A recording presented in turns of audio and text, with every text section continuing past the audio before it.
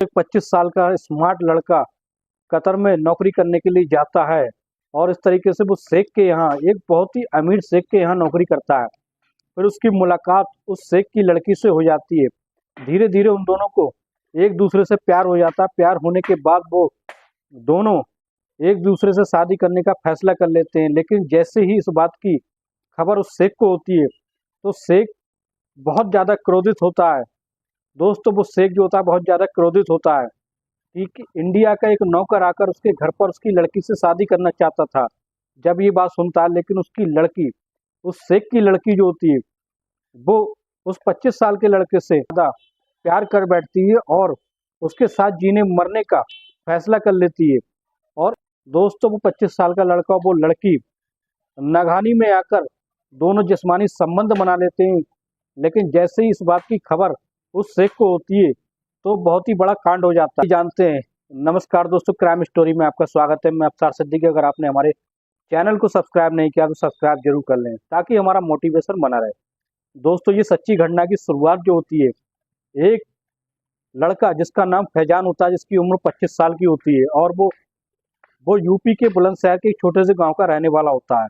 दोस्तों, उसके परिवार में उसके माता पिता, उसके भाई बहन होते हैं और फैजान जो घर में सबसे बड़ा होता है, उसके 2 भाई और 3 बहनें होती हैं। दोस्तों, घर में उसके तंगी का हाल होता है और इस तरीके से वो सोचता है कि विदेश में जाकर कोई ऐसी नौकरी कर ले जो उसके घर का गुजारा होने लगे।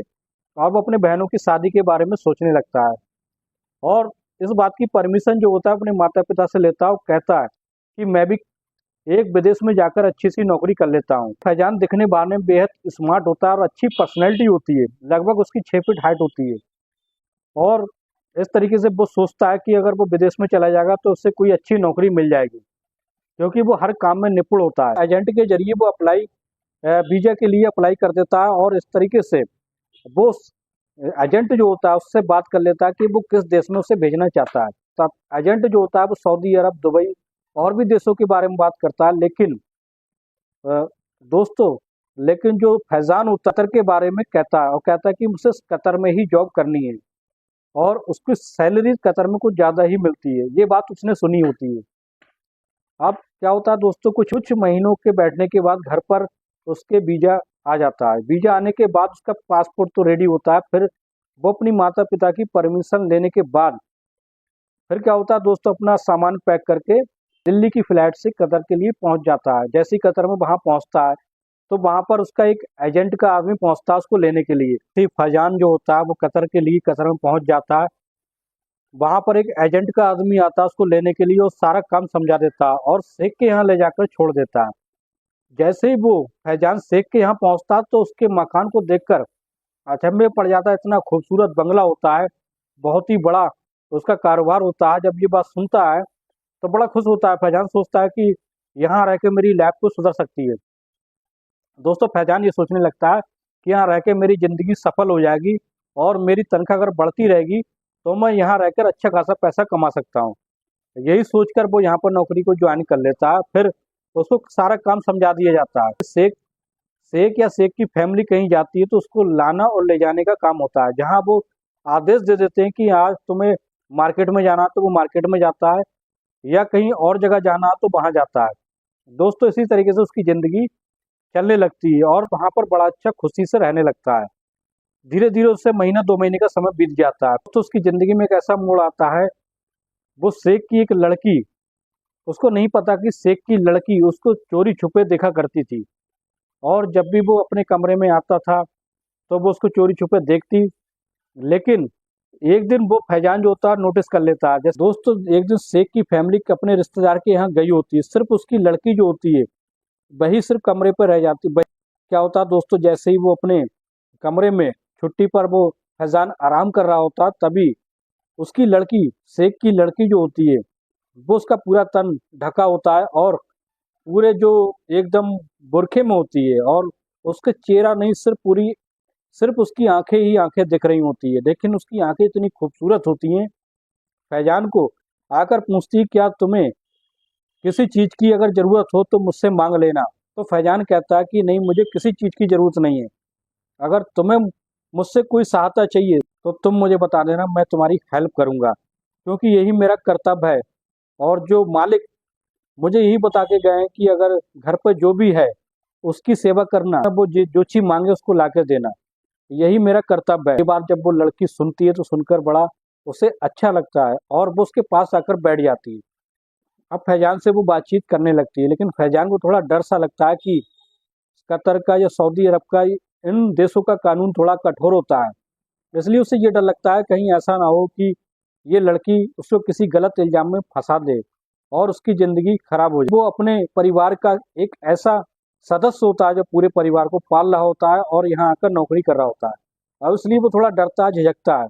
आकर यही उससे थोड़ी थोड़ी बातचीत करने लगता है, लेकिन वो लड़की कहती है कि तुम्हें डरने की कोई ज़रूरत नहीं है, ना ही मैं तुमसे ऐसा कोई काम करने के लिए कहूँगी, ना तुम ऐसा काम करना चाहोगे। होता है, फिर उन दोनों की बातचीत का सिलसिला चालू हो जाता है। लगभग 1 हफ्ते के बाद शेख का पूरा परिवार आ जाता है।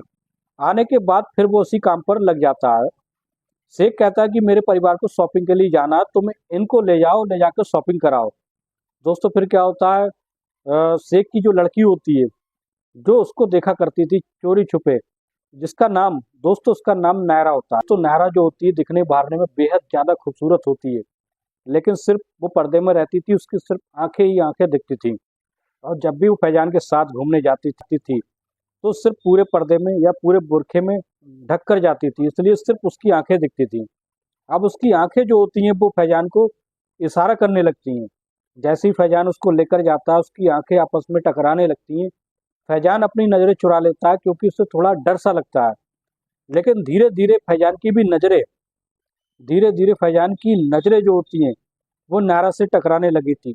और फिर इस तरीके से दोस्तों इन दोनों में धीरे इतना ज़्यादा प्यार बढ़ जाता है कि एक दूसरे से ज़्यादा बातचीत करने लगते हैं। जब भी उन्हें मौका मिलता है तो वे एक दूसरे से बातचीत करते हैं और एक दूसरे का ख्याल करने लगते हैं।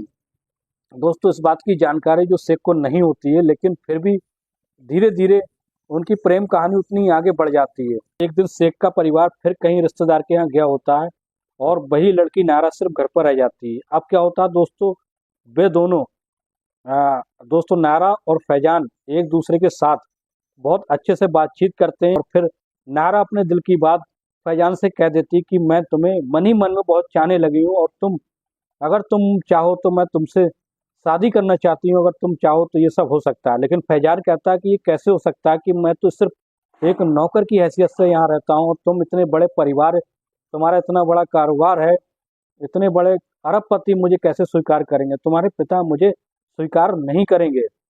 लेकिन अभी तक नायरा की उसने शक्ल भी नहीं देखी थी, लेकिन वो मन ही मन में उसको इतना चाहने लगा था। वो सोचता था कि जैसी भी हो वो उसे अपना लेगा, लेकिन उसे डरता था कि कहीं ऐसा ना हो शेख को पता चल जाए और शेख उसे यहाँ से नौकरी से निकाल दे।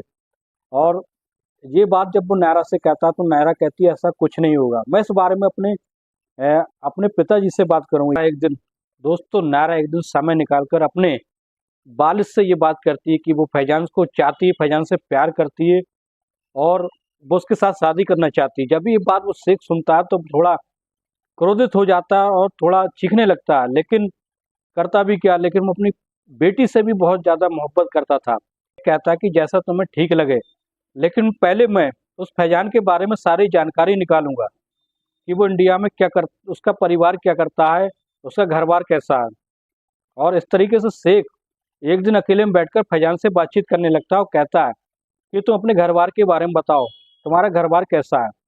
फैजान साफ दिल का होता है, कहता है कि वो झूठ नहीं बोलता, वो जो भी कहता है वो सच कहता है। कहता है कि मेरे परिवार में माता पिता के अलावा भाई बहन भी हैं और सारी जिम्मेदारी मेरे ऊपर है, और वो गरीब हैं, हम सब गरीब हैं और सारी जिम्मेदारी मेरे ऊपर ही है कि मैं उनकी शादी भी कराऊंगा और मैं अपनी बहन की शादी भी करूंगा, और कि मेरे भाइयों की पढ़ाइयों की जिम्मेदारी के अलावा उसकी बहन की, मतलब अपनी बहन की शादी की भी जिम्मेदारी मेरे ऊपर है, और हम सब बहुत गरीब परिवार से हैं।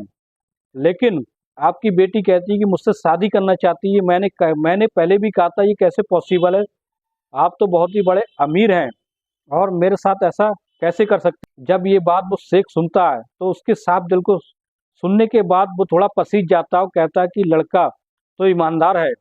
और फिर लड़के को कहता है कि कोई बात नहीं, मैं तुम्हें कुछ सोच समझ के कुछ दिन के बाद मैं जवाब देता हूँ कि कुछ सोच समझने के बाद वो शेख आखिर इस बात के लिए राजी हो जाता है। लड़की नायरा की शादी फैजान से करने के लिए तैयार हो जाता है। जैसे ही वो इस बात की खबर नायरा को होती, नायरा खुशी से झूमने लगती है और फैजान भी खुशी से झूमने लगता है। और फिर एक शर्त रख देता है, शेख एक शर्त रखता है फैजान के सामने कि तुम्हें सिर्फ यहीं रहना होगा और यहीं रहकर तुम्हें मेरे कारोबार में हाथ बटाना होगा। अगर तुम मेरी ये शर्त कबूल करोगे तो तुम मेरी लड़की से शादी कर सकते हो। फिर फैजान कहता है कि इस बारे में अपने माता पिता से बात करना चाहता हूँ और उसके बाद ही मैं जवाब दे पाऊंगा। देखिए, फैजान अपने माता पिता से जैसे ही फ़ोन पर बात करता है और उसके माता पिता कहते हैं कि बेटा, ये तुम्हारी ज़िंदगी का फैसला है, तुम खुद ही सोच समझ के ये फैसला कर सकते हो। अगर तुम वहाँ रहना चाहते हो तो वहाँ रह सकते हो और तुम अपने परिवार की जिम्मेदारी भी उठा सकते हो। फिर फैजान जो होता है इस बात के लिए राजी हो जाता है और शेख से हाँ कर देता है। तो वो शेख जो होता है उसके अपने कारोबार में कुछ हिस्सेदारी दे देता है और उसको संभालने के लिए कह देता है। फिर एक दिन उसकी बड़े धूमधाम से नायरा के साथ फैजान की शादी करा दी जाती है। शादी होने के बाद दोस्तों फिर क्या होता है, जैसे ही उसकी शादी होकर सुहागरात का समय आता है, फैजान के सामने नायरा जो होती है बिल्कुल बुरखे में बैठी होती है, घूंघट में बैठी होती है। जैसे ही उसका घूंघट उठाकर देखता है तो फैजान एक पल के लिए देखता ही रह जाता है कि आखिर उसने इतनी खूबसूरत लड़की आज तक नहीं देखी। वो सोचता था उसकी किस्मत इतनी अच्छी कैसी हो सकती है कि इतनी खूबसूरत लड़की के साथ साथ उसे अच्छा परिवार। तब अपनी किस्मत पर नाज करने लगता है कि इतनी ज़्यादा खूबसूरत लड़की, उसका जिस्म जो होता है संगे मरमर जैसा सफ़ेद होता है, शारीरिक संबंध बन जाता है। उसके बाद वो चरम सुख प्राप्त कर लेती है और फैजान उसको इस तरीके से चरम सुख देता है कि वो उसकी दीवानी हो जाती है और इस तरीके से दोस्तों उनकी ज़िंदगी बड़ी खुशहाल तरीके से जीने लगते हैं। अब क्या होता है दोस्तों, जब उसका चेहरा देख लेता है तो देखने के बाद फिर वो फैजान यही कामना करता है कि ऐसी खूबसूरत लड़की उसने ना आज तक देखी थी। तरीके से अब तो उसके पास इतना, फैजान के पास इतना पैसा हो जाता है जिससे वो अपने परिवार और परिवार का भी पेट भरने लगता है और अपनी बहनों की भी शादी कर देता है, अपने भाइयों को पढ़ाने लिखाने लगता है, क्योंकि अब तो वो काफ़ी अमीर बन चुका होता है। अब कतर में रहकर ही वो अच्छा पैसे वाला बन जाता है। दोस्तों, ये थी सच्ची कहानी